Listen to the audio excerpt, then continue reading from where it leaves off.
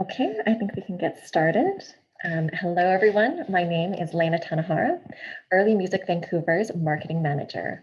My pronouns are she and her, and I am speaking to you today from the ancestral, traditional, and unceded territories of the Musqueam, Tsleil-Waututh, and Squamish nations. The people of these nations have been here since time immemorial, thriving and creating, and are still here stewarding these lands and the surrounding waters. As a child of immigrants, I recognize that I am a settler that benefits from these lands every single day. It is a privilege that I try not to take for granted, and I ask my fellow settlers to consider what actions they can take to dismantle the systems of oppression that continue to inflict the Indigenous peoples of this country. Given this, I'd like to welcome you all to today's panel, Continuum, a conversation on historical musics and Indigenous resurgence. Thank you to each and every one of you for joining us today, for taking the time to listen and to learn from our panelists. At Early Music Vancouver, we are proud to host this conversation for free, but I would like to ask all of the attendees to consider donating to an Indigenous organization, such as the Indian Residential School Survivor Society or the Vancouver Aboriginal Friendship Society. The panel discussion will last for 90 minutes, and there will be time for you to ask your questions afterwards through the Q&A function that you can see at the bottom of your screen. Please hold off on using this function until the final 15 minutes for the Q&A. Today's panel was conceived of and produced by Early Music Vancouver's very first summer artist in residence, Jonathon Adams. Jonathon will be leading today's discussion, and I will let them introduce themselves. Hi, and Marcy, Lena, thank you so much. I'm honored to be here with some amazing, brilliant artists, thinkers, scholars from across Turtle Island. I would like to get started by introducing my friends and colleagues. I'll start with Reneltta Arluk, who is an amazing multi-dimension theater artist. Producer, director, actor of renown. She is the leader of the Would you say director? What? Yeah, okay. Director of the Banff Center's Indigenous Arts Program, and she is Inuvialuit, Cree, and Dene. Marion Newman is a mezzo-soprano, and she's Quagilth and Stolo, and she also has English, Irish, and Scottish heritage, and she is the co-founder and director of Amplified Opera in Toronto. Dylan Robinson is a Stolo scholar, academic, writer, and artist based in Toronto, and no, is that in? Sorry, Dylan. Close to Toronto, Kingston. Kingston, and he holds the Canada Research Chair in Indigenous Arts at Queen's University. Thank you for helping me introduce the four of us, everyone. And I'd like to get started with a question to kick us off. Question and a comment, and it's in response to the beautiful statement that and land acknowledgement that Lena made. We have always been here. We've always created art and enacted our ceremony here in communion with the land and water. What can white settler art and music and theater makers learn from an Indigenous approach to historical storytelling? And with all of the work that you're doing with artists from across the spectrum, Reneltta at Banff Center, maybe you could kick us off with some of your thoughts on this. Sure, I'll talk. I always talk about things that I've experienced, so that I always have like a reference point to go from. And so one of my last experience was directing at the University of Alberta. So I directed Yvette Nolan's adaptation of The Birds by Aristophanes, and we did it there. I directed the final year, fourth year BFA acting students, my alumna. I graduated as a BFA actor in 2005. I was the first Indigenous woman, and so I'm the first Indigenous person to direct for the Tim Studio stage there. And that in itself is, you know, one of the things. It's like, it's 2021. I shouldn't be the first Indigenous to have done that. But again, just like hands up to them to take the initiative. It's, you know, I think first off is to acknowledge that Indigenous practice is process-based, not product-based. And so it was really an interesting journey to work with an entire drama department and all the different facets and kind of go, this is how we work, and these are the things that we need, and how and when to ask and how to ask. And so one of the big learning that I would offer to institutions that are listening is that there's always a space for creative process. So where are we in the process? Working with timelines is not something that is foreign to any of us, but working within those timelines within an Indigenous practice is what makes it makes the need to be there. So how are we creating space for Indigenous processes within institutions? Where is that policy? Where can we change that policy? Those are the kind of the big things that come to my mind. Those things are so important, Reneltta. Thank you for those offerings, especially because I know that we have some friends and colleagues listening who are part of major Canadian institutions. I'd love to throw the end of, you know, what you brought up about, you know, policy shifting and process-driven work environments over to Dylan, and I'd love to know, you know, your experience not just at Queen's, but in working with and for other institutions across the country. And you know, I'm very curious what some things that perhaps people who are allies and interested in Indigenous resurgence work can know about how to support environments that are supportive and fruitful for Indigenous creation.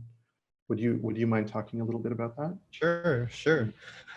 I mean, just to follow up on what Reneltta was saying, you know, the focus on process is, yeah, incredibly important, and the various twists and turns that can and does take, unexpected and beautiful ways, and you know, especially large organizations, opera companies, orchestras. It's hard sometimes for those organizations to move with certain twists and turns. We really have formalized things, formalized structures that we work within. I mean, even this concert hall, right, is a structure that really has very limited ability to shift its physical parameters often.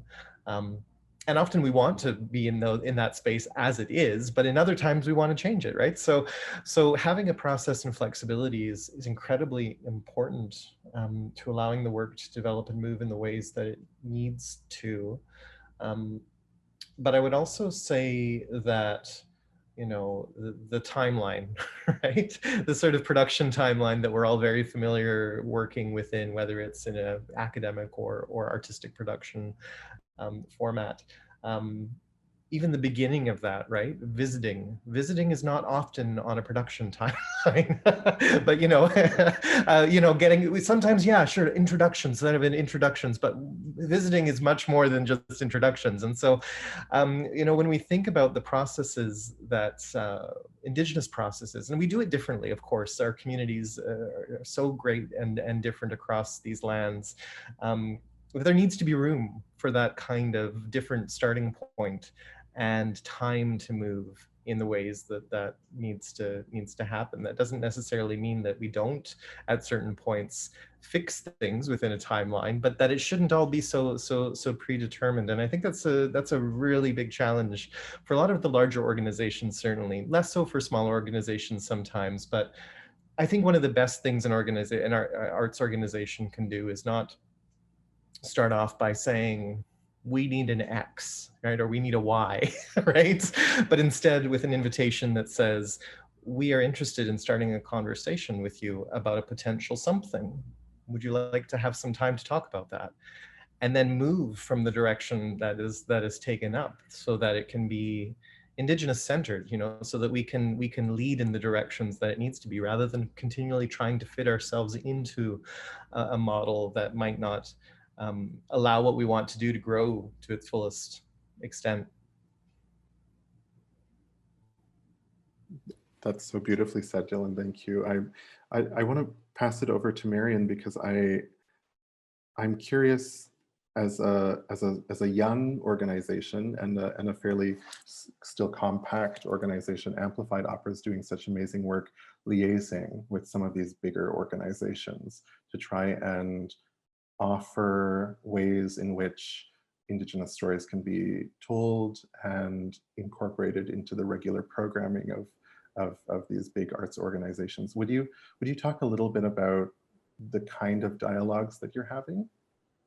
Sure. I think the four of us as co-founders all bring our, well, I know we all bring our experiences that when we have met and started to get to know each other very well, we realize that a lot of them are really similar, and a lot of the challenges are really similar.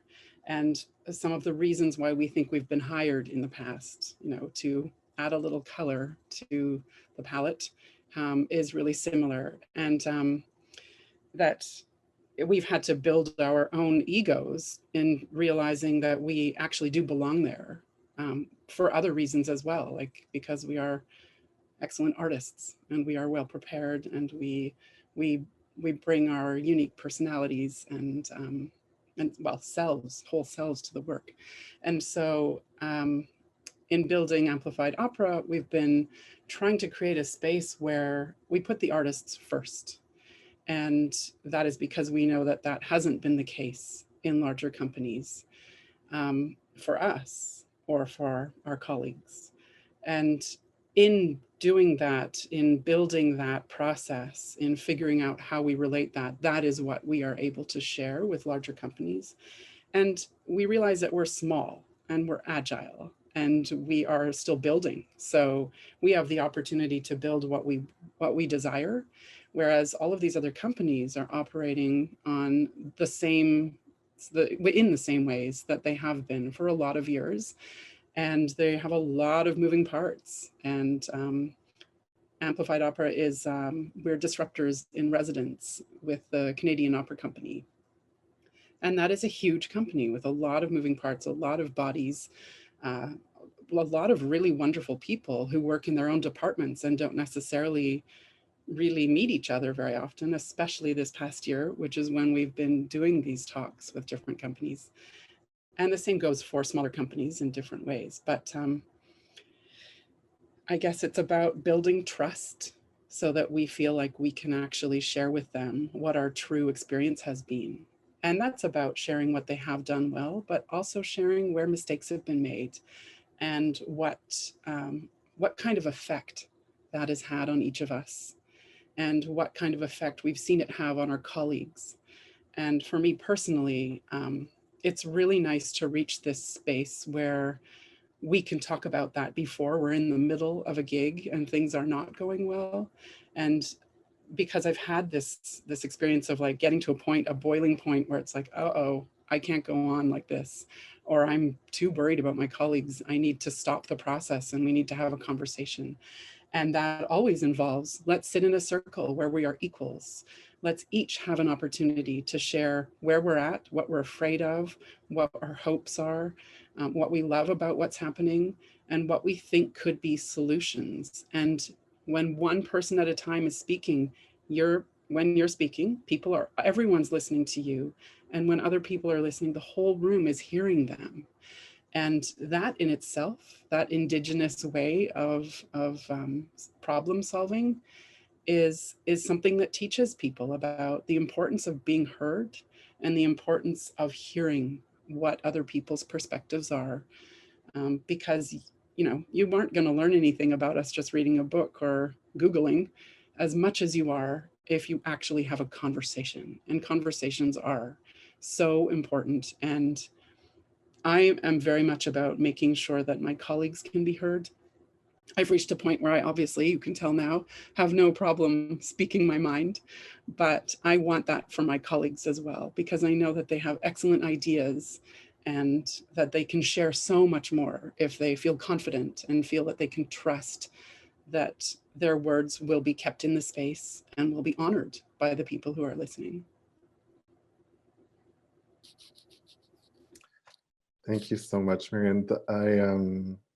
You know, you brought up the word trust a number of times, and I think when we're looking at ways to prioritize and make space for trust, communication, respect, equality in the arts, and with especially within these historically white organizations, what we are offering that as a replacement for something else, a structure, a mode of communication that's been there before. And that has often been informed by white supremacy. So I have a challenging question, but perhaps also a question that's too broad to answer. But it's in two parts, and you know, whoever wants to start, if you feel like it resonates with you, I want to get into the question of what does white supremacy in the arts look like to you? And how does white supremacy act as an obstacle for the broad transmission of Indigenous voices and histories in the arts in what is known as Canada today? Because it's there. It's, yeah, oh, absolutely, Marion, please go ahead. I'd love to start this off, thank you. It looks like being told which of our stories we should be telling. It shows up in choosing who will tell our stories, which librettist, which composer. It's in choosing directors who do not have our experience, who do not live in our bodies and understand what it is to be in the middle of those stories. And so that has shown up in being part of casts of Indigenous people who are being taught about what it feels like to be Indigenous by people who actually don't know. And it sounds ridiculous to say it out loud, but there's a lack of understanding that we can lead our own stories and that we should be given the space to lead how they are told, and that, you know, we can decide for ourselves which of our stories we want to tell. And you will get the trauma because it's there, but you will also get the strength and the resilience, the joy and the beauty that are the reason why we are still here, if you let us lead all of that. And I'd build on that, and I completely agree that picking of what stories is the most relevant ones, and that has a lot to do with who's your audience and what's your audience. And so when we're creating our works, you know, for myself specifically, I create work for Indigenous people and Indigenous audience. I drive forward that narrative. I'm very interested in community engagement and that feedback.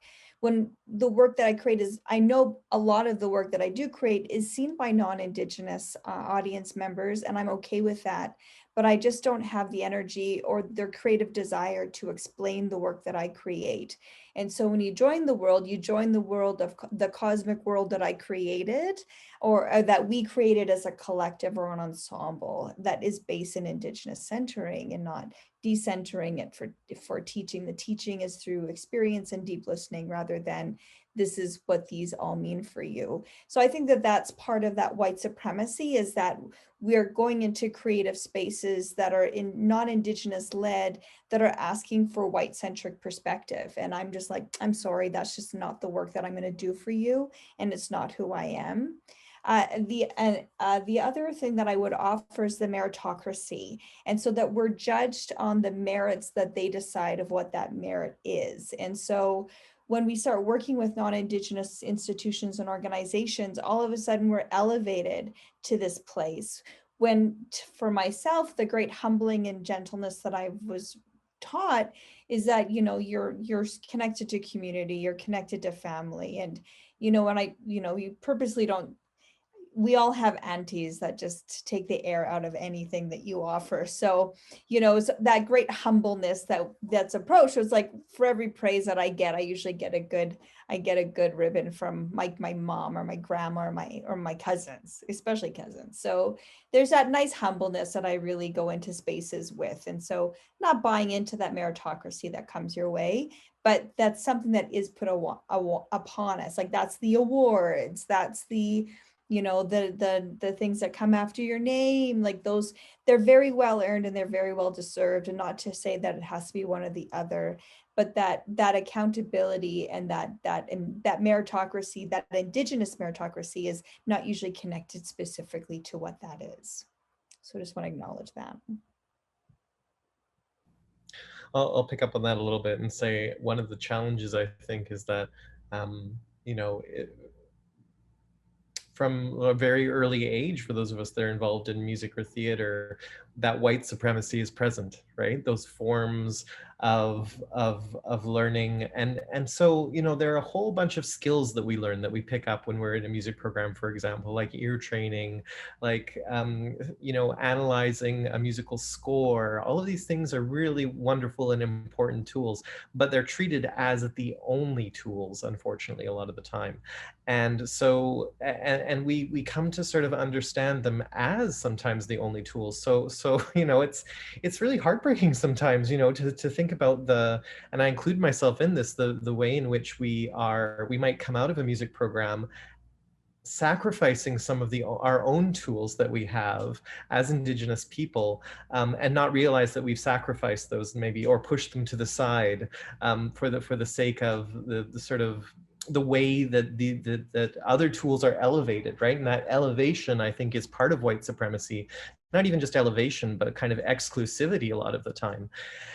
And so, you know, I teaching in a university, I see this all the time in music departments, and I know music departments are struggling with how to bring in different tools, and sometimes that struggle isn't happening, unfortunately, you know. But I bring this up also to say, I think that for all of the times that I say, you know, I want to be able to offer resurgent tools, like, so for all of us, you know, the starting points that are with it from our own cultures, I do not understand offering those as an either or scenario, right? I want to know what ear training from a Western perspective looks like when it comes up against Hualalam, like the way that Stalo folks understand what it means to listen. How do we bring those things together? What a rich thing to do, to be able to not see an either or scenario. And I think it's that either or scenario that is actually part of white supremacy, you know, that there can only be the one best rather than things that interconnect. That has certainly been my lived experience moving through institutions in Canada and Europe. And could I just ask a quick follow-up question to Reneltta based on what you were offering, Dylan? Do you find that there's a similar white supremacist lens cast upon technique in acting and directing? Yeah, I was just thinking about that because of the element of storytelling. Like I went, you know, I did my training at Center for Indigenous Theatre like a million years ago. And that was really what came to me as like, that's what made me an artist. That's when I knew that artist was connected to who I am as a person. And it was really quite life-changing. And then going into the university setting of like very, you know, Eurocentric training.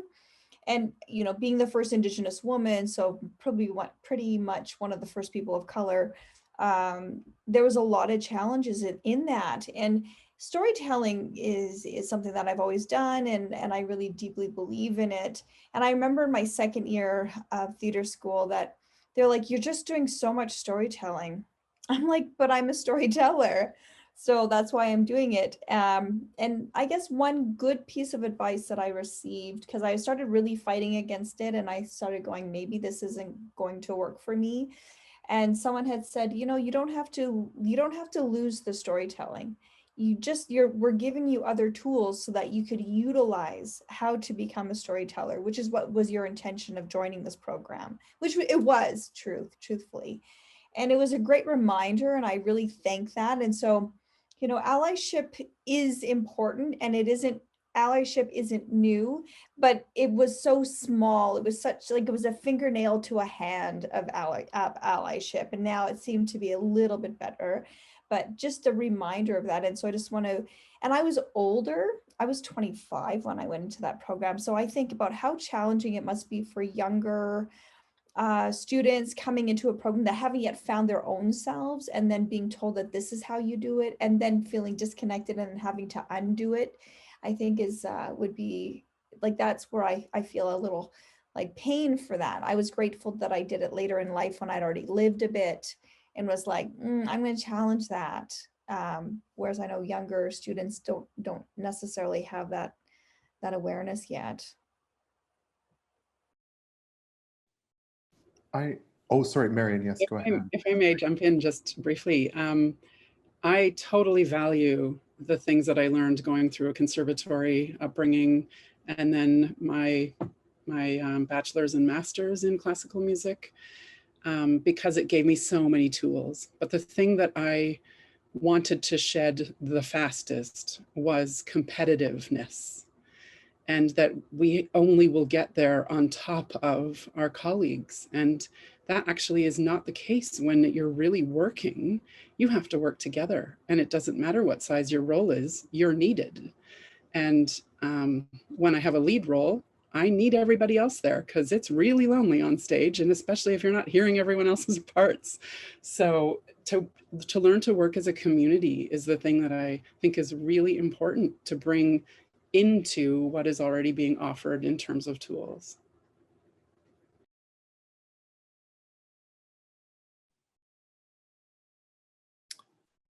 When we speak about tools, and specifically storytelling, both in new modes that, you know, represent a synthesis of, you know, Western European art and Indigenous art and history, what are some ways that you all have been led by your Indigenous elders and also ancestors through this process? Because I'm curious, so much of the narrative of white supremacy in the arts for me and in my experience has been about like cherishing and upholding and putting on a pedestal the experience and works of white men from the past mostly, and some women who are represented in the canon. But yeah, I'm curious what sources inspire you, whether they're people, whether they're stories you've heard. Can I pass that over to Reneltta? I'm just curious to, yeah, I'm curious what things are feeding the process for you, from a historical perspective. Absolutely. Yeah. You know, it's funny. It's like I'm just thinking about these things, and I've been thinking about this one quite recently. Is when I was young, I traveled to Europe. You know, I did what everyone did to go find themselves, and then I got there and realized I was Indigenous, so I didn't need to find myself, which was the most ridiculous thing. But I bought but I had the ticket and I had the money, so I took advantage of it. And the intention was perhaps going to art history. I really love art, visual art, a lot, and so I went to all the galleries and museums, and I saw such original work, and I was so grateful to be able to see these works. And I saw, you know, great works that were a whole wall, you know, that took decades to paint, and just the intricacy of it. And back then I thought about our Inuit art, and I thought how simple Inuit art is in comparison to how grand these oil works were. And but that was one perception, that when I went back to Canada and looking at Inuit art again, there's actually like not the mythology, but the grand vision that it takes to create Inuit art with tools that can be perceived as simple, that a pencil drawing can encompass so much knowledge and history within it, is actually grander than the big art that you see on the wall. Not in this or that again, but just I find myself more and more reflecting on the Inuit art that, especially during the pandemic, I sit on the Inuit Art Foundation board, and I get the magazines and I get the newsletters and even the conversations with artists. And I look at the art and it resonates more deeply now as I get older than when I was younger, and trying to figure out what that meant to me. What did that mean to me? And that art, that Inuit art, has such deep complexity and is quite resonant of where we are now. Thinking of like Annie Putaguk and those artists. And so, yeah, I lean hard in the visual art in the Indigenous community, and specifically Inuit, because that is where I find where I learn a lot about myself, not as an Inuk, but just as someone who is reflecting on how we tell our story in these really non-linear ways, through non-linear tools. So that's kind of what I've been thinking. Marion, as a storyteller yourself, who is identifies as a woman, and recognizing that women hold a very special place in our communities when it comes to storytelling historically. What are some ways? I'd love to hear your answer to the previous question also, but I'm curious specifically if you have resonances with the women who have come before you and held those ceremonial and storytelling positions, especially as a leader in your ancestral community. Yeah, I have some really amazing leaders that came before me and who are still here, who I get to work with and who I'm still learning from. And I think the ones that resonate with me most are the ones that continue to learn and who openly say that they're still figuring things out, even though they're so packed with wisdom already, and who are willing to engage with people of all ages and types to learn more and to find new processes, and who realize how much our youth and our younger adults know already, and how strong so many of them are, and how their perspective is not marred in the same way that my own is, because they have come up in a slightly stronger or different time, I guess I should say, where our truths are more understood, and the amazing women that come before me who I'm learning about, because they're not with us anymore in body, and realizing that people really have to dig hard to find out information about those people. And I'm actually thinking about Chanina Redfeather, an Indigenous woman who was an opera singer and was world renowned in the late 1800s, early 1900s. And that she was cutting a path that helped my path to be easier, but wasn't revered or held up enough because she was Indigenous. She was fun at the time, but the rewriting of history to sort of erase, not sort of, actually erase to attempt to erase the people that I feel that connection with. And so, as far as my own leading, I think that my model of leading is that of a big sister, of an auntie, in training, I guess. I am actually an aunt, but I have lots to learn. And in that, I bring my colleagues together and ask, how do we want to tell this story, lead? How do we want to set up our way of working together? And that happens each time we start. Not, oh, I figured out a model, I'm going to make you all do it from now on. But understanding that there is growth and change happening, that tomorrow will be different than today. It's good to constantly be inviting new ideas in.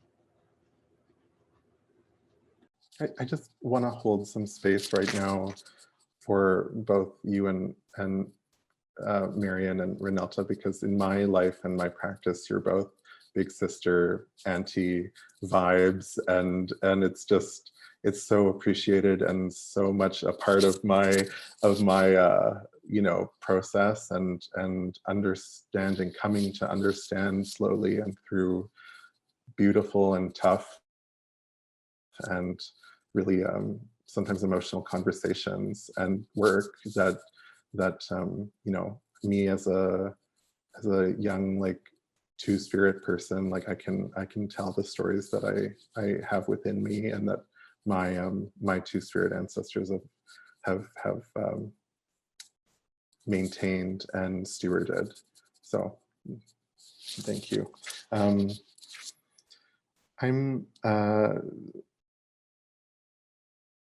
I wanted to speak a little bit because we have quite a large audience today, and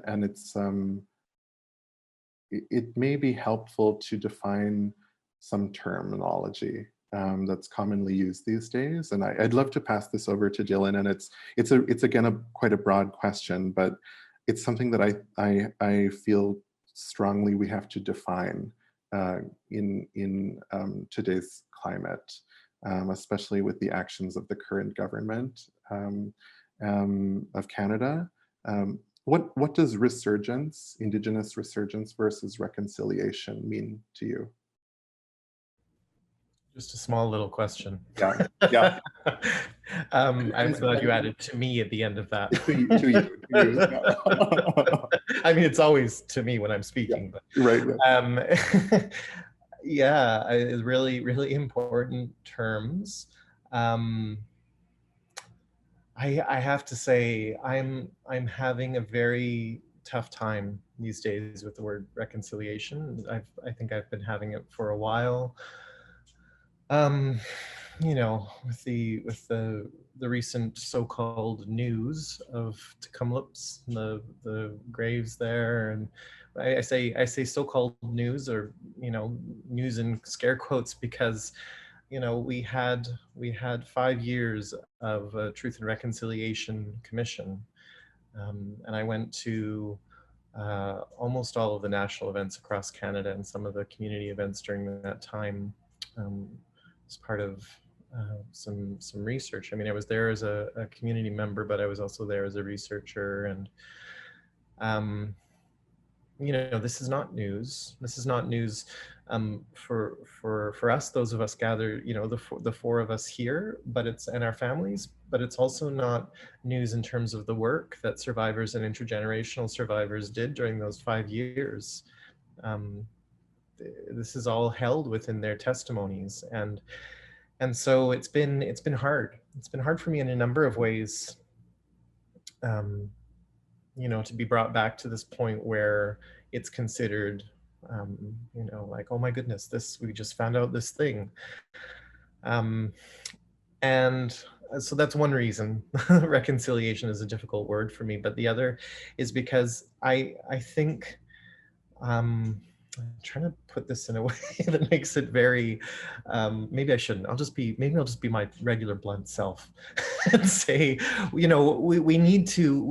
absolutely need to center Indigenous experiences, as we've all been saying here, and Indigenous stories and our culture and languages and lives and families first. That's what needs being done. And for me, quite often, unfortunately, the ways that the word reconciliation is being mobilized is often towards helping settlers, non-Indigenous folks understand things, helping, with kind of bringing in an academic sense, Indigenous curriculum for non-Indigenous students to learn, and really centering non-Indigenous folks in that work, unfortunately. And you can probably tell in the way I'm trying to work through this right now, it's really hard to see that happening, because I understand it needs to happen. There's so much learning that needs to take place. But that learning, I think, has also eaten away in certain contexts at the focus that we need to retain, Indigenous folks need to retain in resurgence, which is centering our everything I just said, right? Our lives and our families and our cultures, and strengthen those things. I feel like maybe I'm pitting these two things against each other. I know it's not an either or scenario, but I'm speaking here from my feeling right now, which is a really, I'm feeling quite torn and ambivalent about. I'm feeling, I think, the either or maybe in this instance, and I know it's not. But there's just such a need, right, to center the work that we as Indigenous folks are doing right now. Yeah. So that doesn't really answer what reconciliation is. I don't know if my fellow panelists want to chime in here and take up that in a different way, or resurgence. I'd love to know. I'd love to hear. I will reframe slightly for everybody and say, I mean, it was a trick question, but I'm only from the point of view that I agree with everything you said, Dylan, and I think that the question really ought to be, is reconciliation now? Is it something that can be reckoned with in the present? Has enough resurgence work taken place? Have we tended to the wounds? Have we grieved in the ways that we need to collectively? No? And right, yeah, I agree, Reneltta, and I think, that is. I won't get too far away from the question, because I really want to know what both of you think. But I think that there is not much importance placed for white settlers on the aspect of collective shame. There's a lot of importance placed by white settlers on the aspect of personal shame, but there's not a great way for the collective to approach the idea of shame. And I think when it comes to genocide of Indigenous people and cultures, so I am always questioning, like, in which ways can art help that process of feeling? We are feeling a certain way, probably 4 different ways but we're feeling these things acutely, posturing. We're seeing things, empty, meaningless gestures, or white-centered narratives being spun and mobilized. And I would love to know, in a follow-up to what does resurgence versus reconciliation mean to you, Reneltta and Marion, how can we continue this work of resurgence while reconciliation is being thrust upon us by the government, by funding structures, etc.? I'll pass it over to Marion first. Yeah, wow. Okay. We're definitely still in the stage of reckoning. The conciliation comes later, but the truth is now undeniable. And now it's time for people to reckon with that. And this ties right into the supremacy question from earlier of who have we been centering. And what you've just been saying now, who are we centering in somehow making reconciliation palatable for those who've always had the upper hand. And as an Indigenous person, I feel we have been allowed to struggle and fail in the systems as they've been set up for us. And we've managed to get here anyway.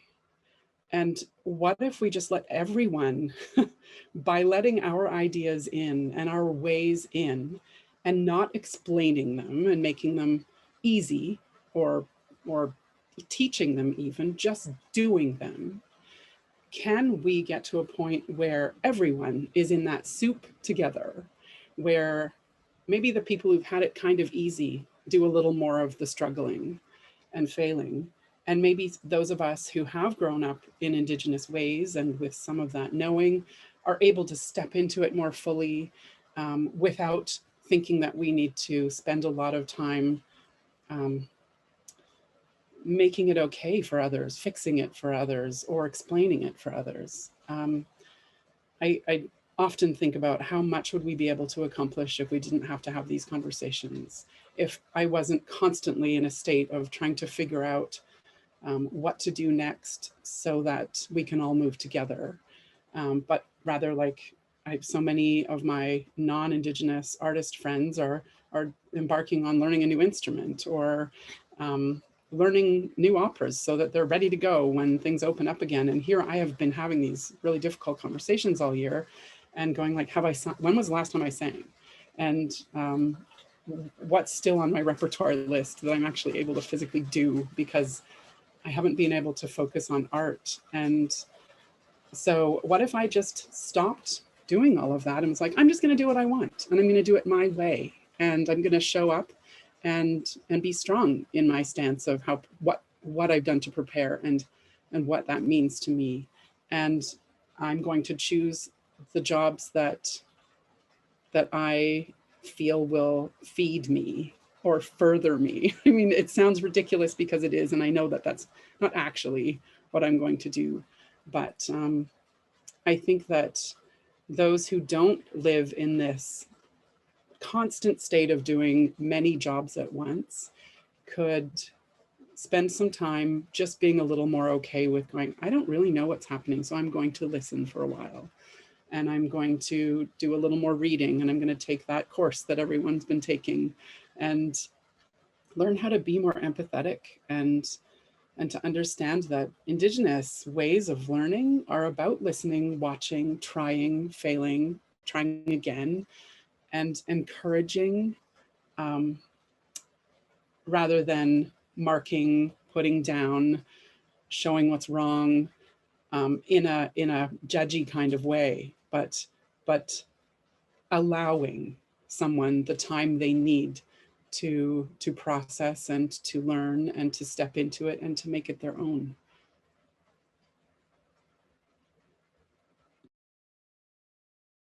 Reneltta, could I pose the same question to you and hear your response? Yeah, absolutely.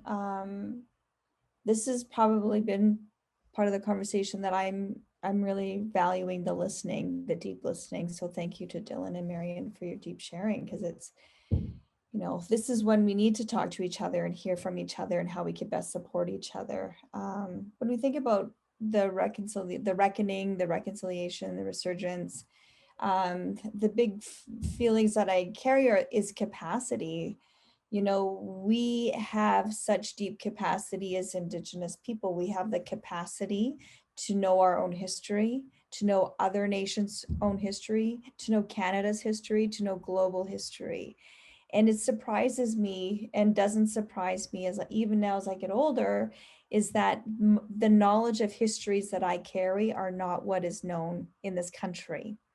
And so when we discover, when we learn, it's, we've known these histories, we've encountered them. We know of children who passed away in our own communities that never made it home. Like, we know these things. And so it hurts the heart to know that this was new information for some people, or for some, like for a majority of people. It hurts my heart, but I'm also have a capacity of generosity and compassion and empathy to go, and will go forward.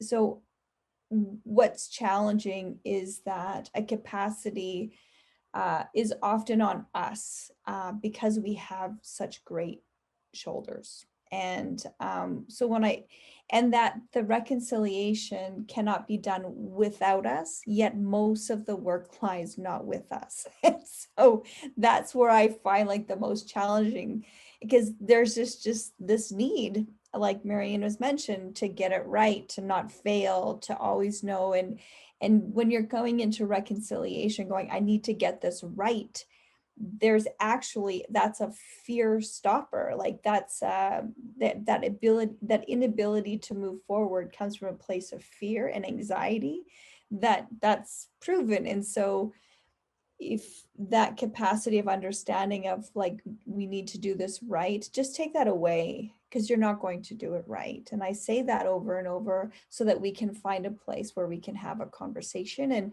lessen the anxiety and open up the sense of capacity. You know, the work, I mean, I'm in a good place where I feel like I can have those conversations and I can hold them, but I know that there's a lot of people out there that can't, including my family. You know, I come from residential school survivor. I come from day home survivor. And I know that those are not conversations that they want to have with Canada. But I feel that I have a responsibility to create a better world for my child and for my community. And that I think that that's what kind of drives me. But again, it's because it's that need. I think what's really challenging and hurtful is that even though we keep learning our own history, like everybody keeps learning our own histories, that there's still a resistance to change. Like there's still policy-wise, there's still not a desire to create healthy water living communities within our own country. And that our rights are being challenged in court and being fought by the government. And so it's really hard, as someone who understands what it looks like, you know, understands the meaning of a verbal contract or verbal awareness, that that so much lip service is being made. And I think that that's where I hurt the most, in that word of reconciliation.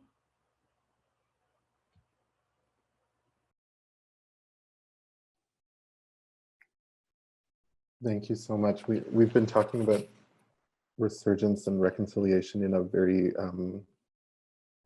peopled way, and that's so important because it has to be a human-to-human dynamic and relationship and conversation. I want to move the conversation slightly towards the idea of what we can do in the art itself to promote Indigenous modes of working, Indigenous themes, but also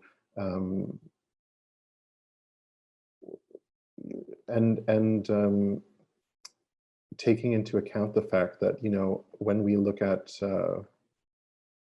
the offering historically by Indigenous people that's so rich, there are thousands and thousands of sacred objects and pieces of art that are now housed in foreign museums or within Canada that have been stolen. We know that, you know, our children are being taught in curriculums that are still Eurocentric and still white supremacist. I'm curious if we can tackle the concept of the takeover or the occupation of these Eurocentric modes and these, but while using an Indigenous lens, while prioritizing and honoring Indigenous lived experience and our histories and our Yeah, so I'll ask the question, how important is the idea of takeover or occupation as Indigenous artists when working specifically with historical sources, such as Bach's music, Shakespeare's text? Is decolonization or is takeover and Indigenous-led work possible in communion, in relationship to these works? I'll start with Reneltta, and I'd love it if you could talk a little bit about Powhatan. Yeah. Yeah, of course. I was like, Powhatan. So for some of you that don't know, I've been working for the past 3 to 4 years on the takeover of Macbeth through Cree cosmology, specifically Plains Cree cosmology, using the cannibal spirit as like the initiative to kind of looking at the text from that place of not greed, although I think the intention working with Frog Lake First Nation was it to be seen through the place of greed, because it's a clear connection. But in the deepening of the text and taking it apart, I started asking, what is it to be human, and what is it to lose your, like, what is it to be taken by something that is seen as inhuman? So that's kind of the way that I looked at it. And in specifically to Shakespeare, but even to Handel, even to Bach, is that, their intention wasn't to be colonizers or colonialists. They were reflective of the time and the stories of that time and the conversations that needed to happen at that time. And especially with Shakespeare, the deeper and deeper I look into his work, I'm adapting Comedy of Errors right now for Theatre Calgary that I'll be directing this summer. And taking apart the work, is there's just such incredible threads of humanity, and humanity that is beneath soil, right? It's like really magma sense of humanity. And I'm constantly surprised by that every time I'm dig into the work. And so what is it that inspires a greater sense of spirit and soul that becomes art? And so I go, maybe that isn't place, and maybe it's what's inside that deeply inspires that. And so yes, you can absolutely take over, because we're connecting from a human spirit to human spirit level that I think resonates through hundreds and hundreds of years. Whether our own stories have had that same breadth of awareness and connection, I don't think so.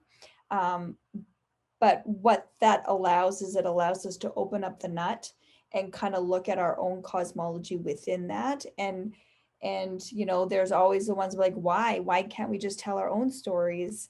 Why are you exploring our story through Shakespeare? And those are some early conversations that I had to have. And I go, well, why not? Like, we can.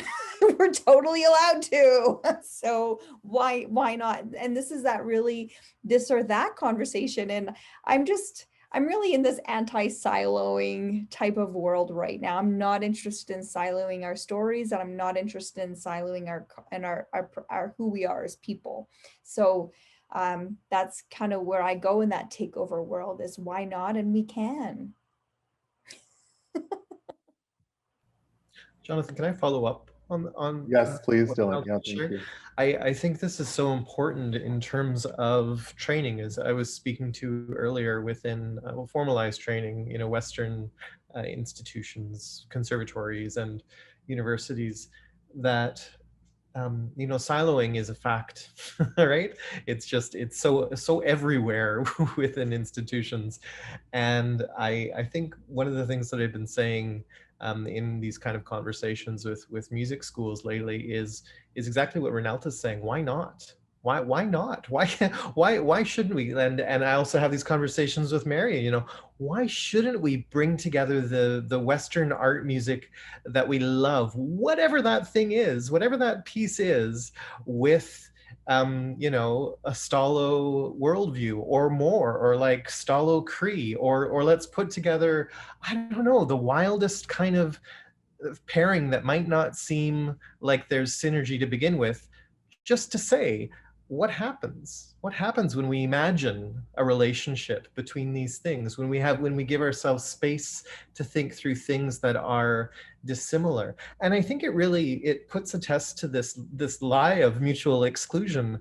You know, when folks say, how will I ever, I'm trained in Western art music, how will I ever think about decolonization? The answer is you don't need to at that moment. You just need to enter into a relationship and process and say, I have the willingness and interest and potential imagination to think through things that are maybe seem dissimilar.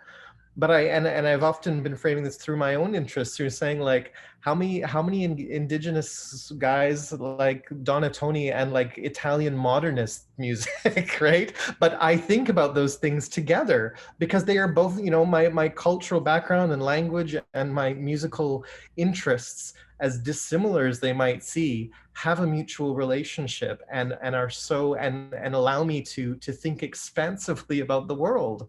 And so I hear that, Reneltta, what you're saying about Shakespeare and Marion. We've talked a lot about different repertoires and these things that seem incommensurable. We don't need to prejudge that they are. We can simply say, what if? Can I jump in now? Rather than stating that we're going to do something through an Indigenous lens, for me, I think about, I've been reminded of playing the mother in Hansel and Gretel in a production with Edmonton Opera a few years ago. And it was not an Indigenous production. And I was just a mother.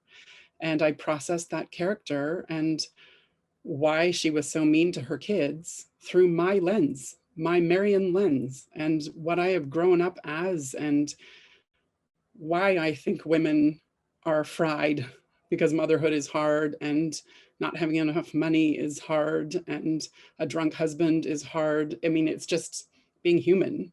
And I didn't have any intention of making that role anything particular, but I was just being what I understood of that person through my own experience. And when I sing Handel's Messiah, I am singing from my own perspective. And the one time that I sang a Messiah right off of a run of the opera Missing, I've never been so fierce in my interrogation of, but who may abide, as I was angry, but it was because I was coming from this experience of being an Indigenous woman who's saying, do you see me? Do you recognize me? Do you care? And doing that nightly on a run and really digging into what it is what the problem of missing and murdered Indigenous women is about. It's about not being seen. When I had that, like, I think 2 days between that and singing for an audience in a church in London, Ontario, but who may abide, I just gave it what I was in the moment. And then the next time, a year or so later, I was less like fiery, but everything I sing comes through who I am, and it always will. And I struggle with being asked to present recitals through an Indigenous lens because I don't know any other way. This is the only lens I have. And what I've been taught by my family to value is the only lens I know. And those are the people that I continue to draw from. So yeah, this one gets me a little bit hot, this question of like, well, how do we indigenize this? Everything I do is Indigenous. I can't help it. And that's cool with me. It will always be that way. And I want to be hired for me, for who I am as a human, rather than to show people what an Indigenous performance of Bach looks like. I think it's hilarious sometimes the way in which, sorry, I'm just jumping in here, this kind of assumption that we put on our Indigenous lens, and then we're like, we're doing it indigenously, right? All of a sudden, or whatever it might be, or Stalo or Quagilt or whatever it is, right? I've said before, it's not an iPhone filter. No, it's certainly not. Though I'm going to throw a wrench in here. As somebody who is brought up by white settler parents, I have had to put my Indigenous lens on. I did not grow up in tradition. I did not grow up in community. And I see my role as one of bridging between two experiences and two knowledge systems. So when Reneltta and I worked on But Who May Abide on the land as part of Against the Grain's Messiah, yeah, it's everything you said, Marion. I mean, I certainly feel when whatever I'm singing it, my ancestors sing through me. They're with me. The protests of my, elders that allow me to be who I am and sing Bach cantatas, and put the truth of who I am in my bio and make art like we're making together with with Amplified, or like Reneltta and I are making for EMV next year. I've had to slowly give myself permission and be given permission, but to give myself permission to do that. So I think although we do have to remind white settlers that we are not to be tokenized. We're not to be treated like some kind of a commodity that has or a reference. But at the same time, I think even young folks who are growing up in community can sometimes feel isolated from culture because of colonization. And especially people like me who grew up outside of community or in an urban setting or whatever, it can be really tough to then negotiate the process of feeling like you have the authority or the latitude to bridge these gaps. So that's where the question's coming from. I would just like to, I think that we've danced and we talked a little bit about it before in our little pre-chat, but I can't talk about this without talking about trauma. And I know that it's not fashionable, and it's partly because it's also not helpful to say that all of our work is about trauma, that our lives are about trauma, that all of the things that have happened to us and our ancestors define us. That's not the truth. There's joy can be radical, but when I'm curious to know the three of you, your take on working with and through issues like missing and murdered Indigenous girls, women, and Two-Spirits. I'm curious to know about how you tackle Reneltta. Like in our project, we tackled like the themes of ecological genocide through this historical text. And Dylan, in Hungry Listening, there's so many references to the ways in which we have historically been oppressed, but we are thriving. And so I think we I'm curious if we can talk a little bit about that, and I'll just open it up to whoever would like to start. I'll jump in. There's a couple things that come to mind when we think about how we kind of face our own selves, or there's a few things that kind of I've been thinking about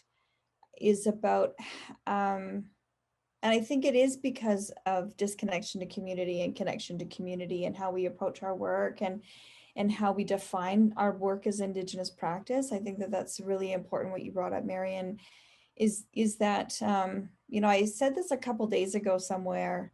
I said, I was raised by humble grandparents who lived in the bush, and they didn't smudge, they didn't do ceremony, they didn't pray, but they lived on the land, they prospected. My grandfather drove an elan. I remember eating natural foods most of my life. They had no money. They still have no money. and that they were respected, well, but they weren't elders in the way that people would, like, well, my grandfather was a great storyteller and people would take a lot of time with him. He was deaf. And so they had to take a lot of time with him. But they did, and he was knowledgeable. He was a Métis elder. He wasn't my real grandfather, but he raised me. And so I think some of the things that I'm challenged with in the role that I have as an institution and the role that I have as I get older and I'm respected is that where's my Indigenous practice? And sometimes I feel like the Indigenous practice is a bit put upon to serve others that feel that they need Indigenous practice, whereas my Indigenous practice is me. So just really resonating with what you shared, Marion, is like, I think I'm enough a lot of the time, but I do more because I'm responsible for a room of people that need knowledge.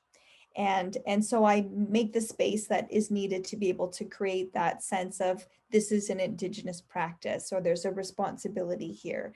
Whether it's a room full of non-Indigenous people, then of course the responsibility is even more. But even with my own community of Indigenous, like with Act Peak Theatre, there's an Indigenous practice that comes naturally, which I really value. And so we know how to hold ceremony and hold space, which is when gifts come, you receive them and then you uphold them. But I don't necessarily come in with like a huge Indigenous practice. And that's something I'm kind of wrestling with creatively. Like, how do I meet the needs of the people that I'm collaborating with so that they feel like they're a part of something? But is it necessarily mine? Maybe no. And so that's just because I trust it. I really do. And the other element of it is that trauma comes from, like, I'm grateful to be an artist.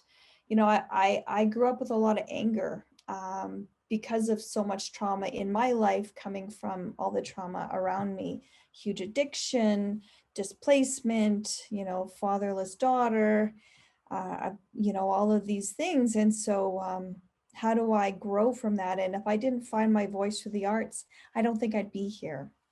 And so I really value the arts a lot.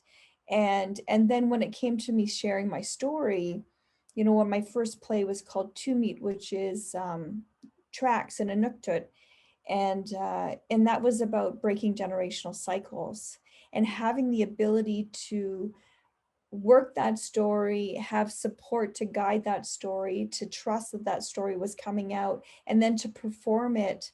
It had a lot, like, I performed it in Montreal and had Indigenous people come, and they said, this story is my story, or is connected to my story. And then I knew that I was doing something that was helping and serving the community. And naming it, just the process of naming is, I said it's a Northern Indigenous story, but I never called it that. I asked my community when I performed it, I said, is this story Indigenous? They all said yes. Is this story Northern? And they all said yes. And then I felt confident that I could call it a Northern Indigenous story. So there's a balance of taking on the sovereignty of self, going, I'm good with this. I only need to say this. It's Indigenous because I'm in it. I'm doing it. I'm creating it. I'm a part of it. And then there's this element of when you call something, it getting the community to understand and value why the work that you're doing is there. And I think that that's always the tenuous struggle of what is it to do Indigenous-led work. Yeah, that's great, Reneltta. Thank you. And Jonathon, thank you for pointing out to me here now my privilege in growing up as I did among my community. And know that I also struggle with, am I Indigenous enough? Less now than I did when I started to emerge as a classical performer in a world where I felt like the only one, and often was. But I've come to a point where I realize that all of our experiences, including the ones that separated us, are Indigenous experiences. And I have cousins who've come back to us and who have had to learn, and who I think thought that I knew more than I did, because I've also grown up in a house. We drove cars. I mean, we've eaten the same food everyone else did. And it's really only as an adult that I went out into the world and sort of went, oh, there are people who do things a little bit differently. I went to Ireland to do a gig and actually stayed with an Irish woman for the first week I was there. And her kitchen was set up the same way my Irish Scottish grandmother's kitchen was. So realizing like, oh, that's, you know, you pull these things from different places. And that's part of how, you know, we're sponges as humans. We do learn these things. And that as Indigenous people who have actually had so much removed, we can claim all of that. It can be ours as well. And we are generally pretty humble because the experience of what has happened to us has been so huge, it's impossible not to be. We can claim all of that repertoire too. All of that music is also ours. It was meant to replace our songs, and they did a pretty good job of doing that.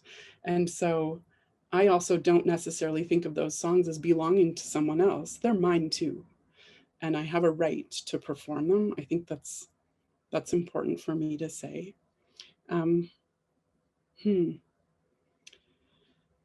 Yeah, I think that's it for now, but thank you. I don't know that I have too much to add to what Marion and Reneltta have said and shared so eloquently, and yourself as well, Jonathan. Other than to note, I think it's a particularly challenging time for, I see this in some of the Indigenous students that I have the privilege to work with, mostly graduate students, who, you know, who think, and myself as well, feel a lot about the sort of question of what is the Indigenous that I am doing in this moment, in this thing, right? Because we're all part of so many different traditions and have different investments, and also in this particular time. And I don't really want to go down this path, but to, you know, this time where identity fraud is also really taking center stage, and there's some very important work that's being done, you know, to, in the worst case scenario, to really challenge, you know, those who have not, don't have connections, ancestral or lived experience, right? And so that, I think that in that context, it makes these questions that much harder, right? Because this question of what is legitimate the stakes seem very, very high, right? And sometimes I think including a performing of the Indigenous by Indigenous folks, whether we realize or not, you know, out of that place of the context we're in. So yeah, I think I'll just leave it at that. Yeah, I realized the other thing that I had in my mind, if you don't mind, is that we're all still learning our cultures and trying to decolonize them, because our own cultures have been filtered through the lens that our parents, our grandparents have learned through their residential school experiences. And patriarchy has been added big time. I'm from a matriarchal society, but certainly my experiences as a kid going to potlatches, you wouldn't know it was a matriarchal society, because it was all the chiefs, all the men who did all the talking and who made the decisions. From as far as it seemed to me, I was really held up as a child, because children bring that new possibility, and there's still that understanding. But I'm still learning where are the matriarchs in this, and how much are we supposed to be heard, and how do we navigate so that we are part of the decision making, and how do we filter out the skirt shaming. And by that I mean that I'm supposed to wear a skirt to ceremony, but my brother isn't. But back in the day, when we were making our clothing out of cedar bark, men were not wearing cedar bark pants. I believe they would chafe horribly, but why aren't they wearing skirts? Like, so just understanding things like that, like how much we are relearning. And I've recently realized that I've been learning all along, we've all been learning all along from where we are, from the land that we're on. The land actually holds all the culture, and we can still learn from that. And it doesn't matter that we can't remember the word for something, we can still learn from that tree or the animals, the way they relate to each other. I think about the dances that I've seen and realize, oh, that dance comes from a place where this bird is, and I can see the way the person's hopping, the rhythm to it, the way the river rhythm changes when it goes around a corner or a bend, creates a different soundscape, which would be like a different drum beat. Like there's all these things about who we are, where we're actually standing. And when we learn to listen to that, I feel much better about lost culture, because it's still there. The land is holding it for us. I would also say like the everyday, right? We're talking about the land. We're not talking necessarily about the sort of big concept of the land, but I think quite often of huckleberries or Elila, and the kind of everyday way in which that was part of my life, and did with my grandmother, and was a simple and small thing. If someone says, you know, how are you, Cholmach? I might just say Alila, or like, you know, through picking, right? And that's who I am, right? And that's so important, rather than thinking about it as a kind of the bigness and the overwhelming kind of, do you hold the knowledge, right? Yeah. And I include the city land in that. I've spent most of my life living in towns and cities, and I live in Toronto now. And especially at the beginning of the pandemic, when the animals started to come downtown because the people weren't driving everywhere or walking everywhere, it's still here. We can still learn from the land. That I'm literally in an apartment in downtown Toronto right now, and the wind and the hail that was happening a little while ago was teaching me something. It doesn't really matter where you are.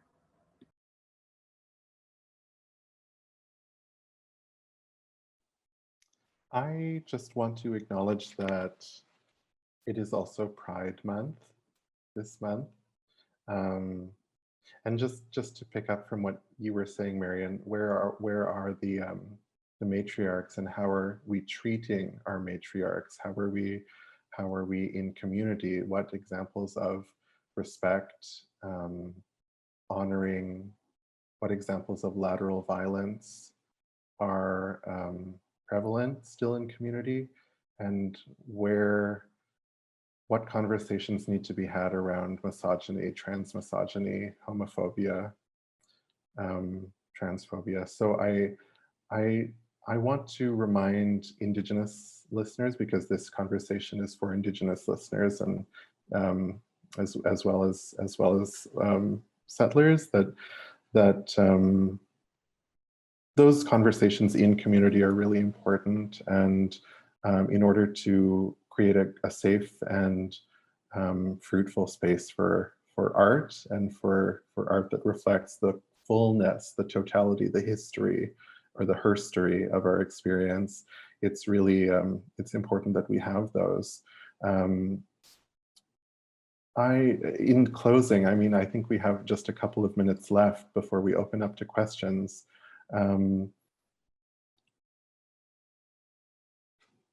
I'd love to just know what you're doing right now that's exciting you, and what's what is feeding your practice, and what's if there's anything left that you'd like to say on the topic of resurgence specifically, because you know it's hard, because we have to have these conversations that include a lot of trauma-based information and history, but I know that there's a lot of like hopeful, radical, joyful work going on. So I'll pass it to Marion first, and you know, if you want to say something else, that's also cool, and just as a jumping off point. Yeah, I'm involved in a process right now as a dramaturg to create a new work called Namwayut, which means we are all one in Kwakwala.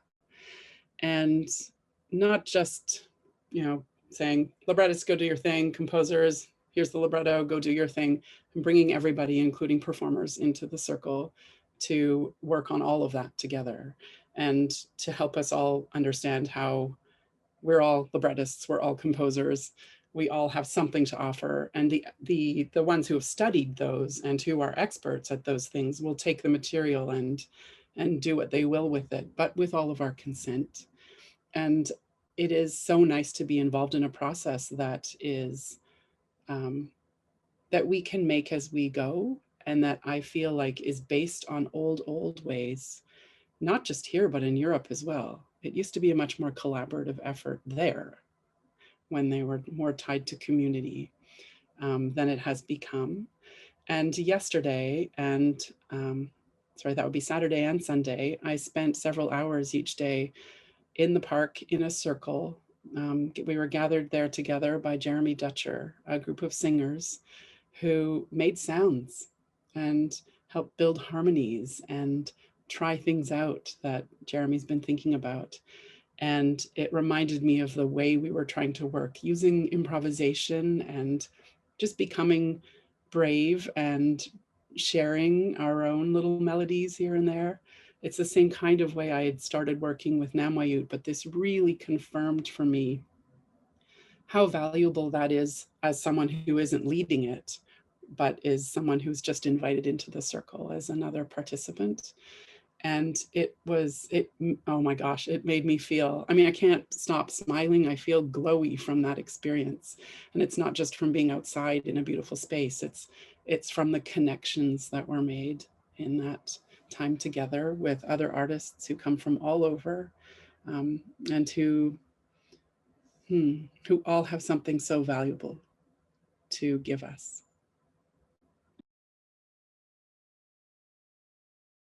Dylan, did you want to share a little bit about what's going on with you right now? And Sure. I'm about to enter into a very big project called fatherhood. We're having, I have a young daughter who's 4 years old, but in a matter of weeks, I will be a father for the second time with a brand new life. And so this is really important to me to think through. I think one of the real challenges is to with working with institutions is to support family and mothers, fathers, children, to make that kind of space, right? We all have done it, I think, and we do it in community as well, right? I talk about aunties coming in and people just like, where's my baby? But there's a need to do more of that, I think, also within the processes, support for that, for parenthood. And anyways, I'm excited and I feel too old for this as well at the same time, but I'll be taking almost a full year of parental leave, which is such a privilege to be able to do, and I really think deeply about how I can make this world a different place, as my ancestors did for me, so that I can do what I'm doing now, and how I might help with that for my daughters. Congratulations in advance, Dylan. We're so excited for you. Reneltta, did you want to finish us off, or I'll say a little something after you? But sure, yeah. That's so amazing. I love, being my son is 4, and I feel like there's just new discoveries all the time, and being a mother is breaking generational cycles in its own right, to be honest. So it's great. Congratulations.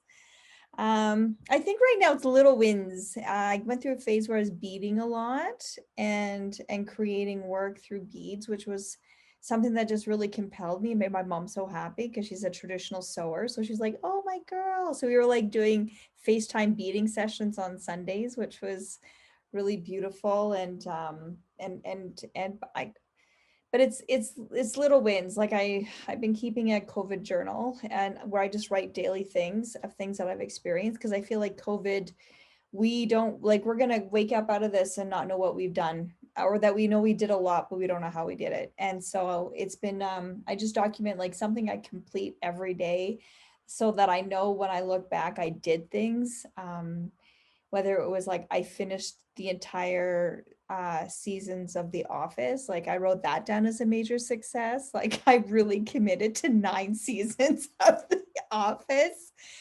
And then there's some of it where it's like I got to eat caribou meat today. And so just the gamut of all the goodness. And so small bites has been my joy of COVID.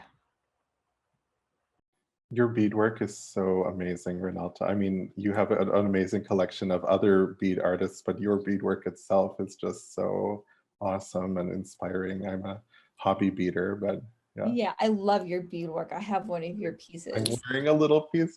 I wanted to share something that we're working on, that Reneltta and I are working on with the artist Christy Belcourt and Evan Ducharme and Eli Hurdle and Kyla Pascal, and it's called Nipahimu.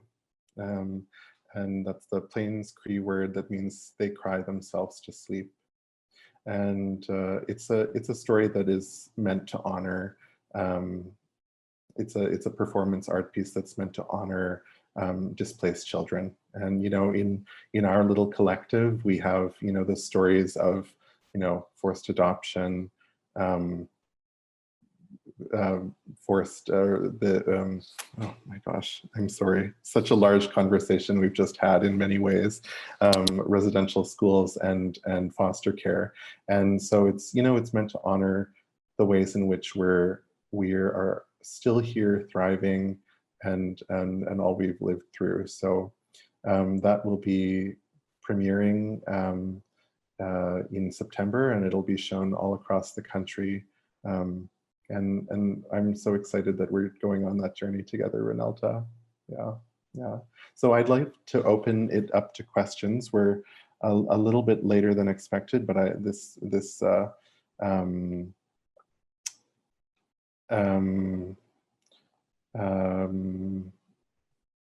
had some questions come in already, so I'd love to start with Phyllis Webster's question. The discussion about silos was so exciting, and being able to use a First Nations lens to interpret, for instance, Macbeth. What would you advise a settler about cultural appropriation when approaching a First Nations text? Could we go to Reneltta first for that? Sure. Yeah, like working with the birds actually in a university setting. So Yvette Nolan adapted The Birds by Aristophanes. And what was kind of brilliant about it, and if there's a conversation I had with Yvette and Kenneth Williams, I think last week or the week before, where it was what was brilliant about that work was that it was created the opportunity for non-Indigenous students and the department to engage with Indigenous ways of knowing and being through the playwright. So an Indigenous playwright and Indigenous director is actually, when we look at power structure, it is Indigenous led. And so this is when we talk about institutions kind of getting out of the way. And so that's where bureaucracy doesn't support Indigenous work within the institutions. And so, you know, we should have been able, there's an opportunity to be able to engage all works as long as there's an Indigenous engagement that's leading the conversation and leading the process. And so there's nothing wrong with educational institutions engaging with Indigenous work, as long as there's a process to it that allows those conversations to happen. If there's no one Indigenous in those spaces to be able to hold that space and learn, then it becomes the knowledge and the history that goes with those works are kind of, you know, then you know they're not fully connected because you can't Google knowledge, you know, like Marion had referred to and Dylan has referred to, is you can't Google it. So you have to have knowledge keepers that are in the space to be able to guide those conversations and deepen them. I can go on and on about how I prepped the university for that, because it was a prep purpose. And that's when, again, because it was Indigenous led. So yes, dig into the work. I mean, education systems are there, as to quote Yvette Nolan in that conversation, is it's there to offer yourselves multiple perspectives of ways of knowing, Indigenous, non-Indigenous, BIPOC, you know, that's what education systems are, to prepare you for the real world. And if you're only looking from a Eurocentric, I'm sorry, that isn't the real world anymore. So those are just kind of engage with Indigenous leaders that are able to kind of guide those conversations. Amazing. Speaking of Eurocentricity, we have a question from Dr. Kosta Ruslanov. Wouldn't Reneltta's adaptation of Shakespeare be considered cultural appropriation? Would it be considered reverse colonialism? No, that's a great question. And I really appreciate the bravery of asking that question.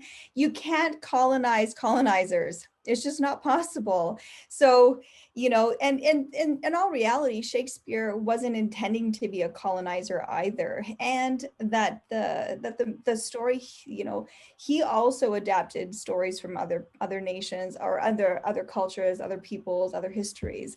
And so, no, that reverse colonization doesn't exist, especially when you're in a place of minority and you're, you know, and a lessening of. And so, by adapting it or taking it over, I'm no way colonizing Shakespeare. I mean, wow, that would be so much power. I'd have so much power if I could do that, but I can't.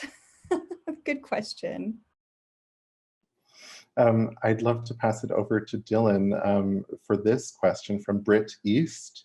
Britt thanks us for the beautiful conversation. How can we as artists and staff decolonize our success measures? In other words, how can we evaluate the success of our projects while also minimizing our participation in white supremacy, male supremacy, and straight supremacy?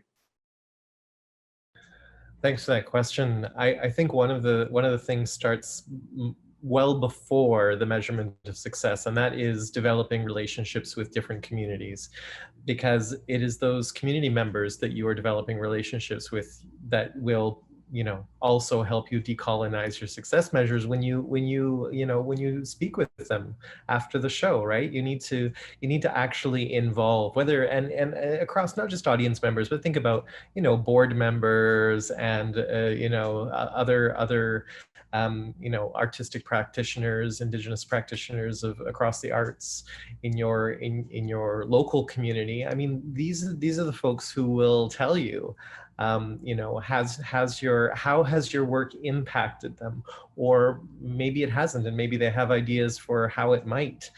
But really, that work of I don't know, decolonizing or thinking otherwise about success measures needs to be by setting up the long kind of form of visiting and getting to know each other, and then inviting, and then visiting again to say, how did you experience that?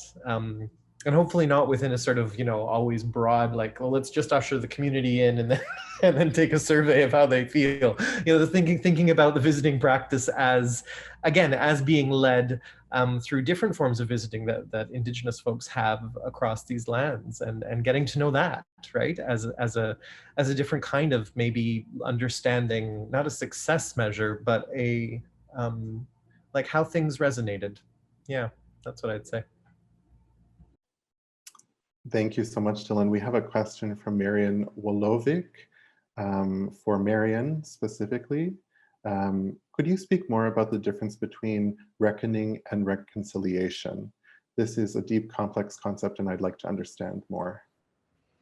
Yeah, I think what I mean by that is the grappling that needs to take place. It's not like I keep hearing, and from my own wise family members and many others, that truth has to come before reconciliation. And so people who are like, okay, I know residential schools happened, and I know that, you know, lots of other terrible things have happened. Now let's be friends. And there is something more that needs to happen in there, and that is the understanding that it's not just knowing, it's taking on that truth and finding what you are responsible for in that. And it's about in taking on the work of helping other people be educated so that someone like me doesn't have to do that work for my whole life. It's about becoming part of the process, and that has to come from outside the Indigenous communities. And understanding what it is to always have not been centered in what is important in this country. There was another comment about white supremacy, and I would like to address that.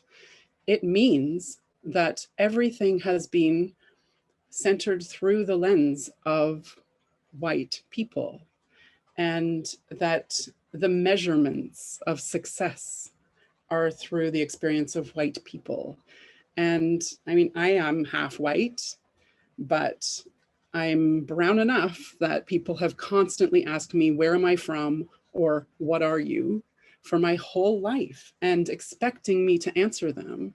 And when I was in my sort of more combative stage, if you can imagine, of my teens, I started to ask people, what are you? And after I'd answered the question, and they'd say, what do you mean, what am I? I'm white. It's like, yeah, but where are your people from?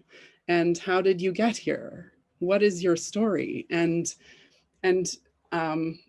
them not realizing that it's rude to just ask me what I am without offering who they are. And I don't mean that I needed to hear more, hear them talk more about themselves or anything like that, but just putting yourself in my shoes, and realizing that it can also be about us, and that we can also share our ways of knowing and being, and you can take those on as well as we feel comfortable gifting them, because everything has been central to someone I'm not for so long. And it's very recent that I don't have to explain to people what a residential school is, or that my father was in one, and that I'm not questioned by people who say that couldn't have happened here. And when I've grown up knowing it happened here, my grandparents, my aunts and uncles, some of my cousins, all of these truths that I've been living with, the onus has been on me to do that explaining. And so the reckoning is about figuring out where you can pick up the shovel and the rake, and, you know, start working on the garden of reconciliation, from your own point of view. Start doing some of the heavy work that is involved. Thank you so much, Marion. I think we only have time for one more question, and I see in the chat that my friend, the director, Alan Corbish-Lee, tuned in, and he asks us to talk about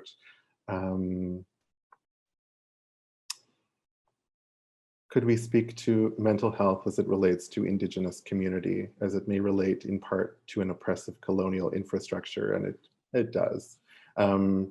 I would say that, you know, as a neurodiverse and a person who's been mentally ill and experienced that, has that lived experience, I would say that it's a complex issue, and certainly people who have been displaced suffer from issues of identity, depression, anxiety, and, you know, the question of Indigenous people when interfacing with healthcare, the healthcare system, being believed is a huge issue. being then, as we saw with the tragic death of Joyce Echequan in care in Quebec, we are not believed, we're mocked, we're ignored, and we're killed in the healthcare system in Canada regularly. And so specifically when I relate it back to mental health and to a colonial infrastructure of it is present there in our healthcare systems, it's present there in our education systems, it's present in the way that we can access food, it's and clean drinking water, of course, but it's something that is part of our histories as well. We knew and we know how to take care of each other in community, and that is something that we need to be listening to Indigenous community leaders and medicine people, and in order to better understand ways in which to care for Indigenous folks. It's a huge systemic issue. So would anyone else like to speak to this point? Sure, I have a couple things to think about too, and it's also really hard to get wellness and health, and in regards to therapy, it's really challenging to find a sense of how to heal, because again, to kind of go back to capacity, is that therapists and mental health workers don't have the lived or learned experience to understand what it is to help Indigenous wellness. There are times in my life where I needed outside help, and it was very challenging to access it, because it's like I'd have to teach you what it is to be Indigenous for you to even know how to help me. And I don't have time for that because I need mental wellness. So you kind of get in this really terrible cycle. And so thankfully, avenues come your way, like when you need healing and you find it and it finds you, which I'm grateful for. But there are a lot of barriers to Indigenous mental health wellness. And the other thing I think about too is that sometimes what can get diagnosed as an illness is actually an attribute when you're taken out of the system and put into another perspective, like ADHD. I had a friend of mine who who's Indigenous, like diagnosed as ADHD. And he's like, yeah, but I don't think it's a bad thing, because in the bush, you want to hear everything, you want to see everything, you want to think about everything.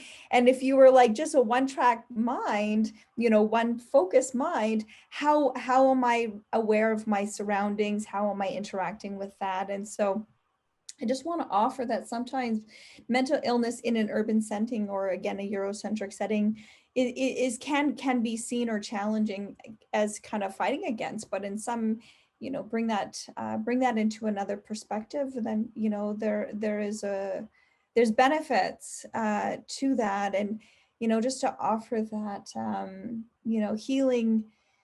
healing is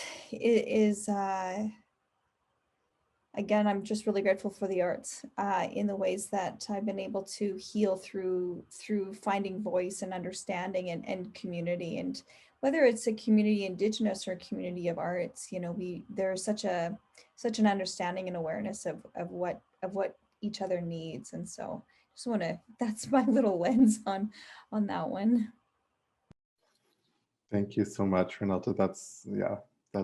That says it all, I think. But not all, unless Marion and Dylan want to say something. I just want to thank you three so much for holding this space with me, and I want to thank EMV for the platform, and I want to thank all of you who are listening and watching right now. I believe this conversation will be available online afterwards, and And so please refer to it. I think, I certainly think, you know, I constantly learn a lot from the work and just from chatting with these three brilliant people. And so yeah, Kinanas Gomitin, hi Marcy. Thank you very much. And I will pass it back to Lena for the final farewell. Thank you, Jonathan.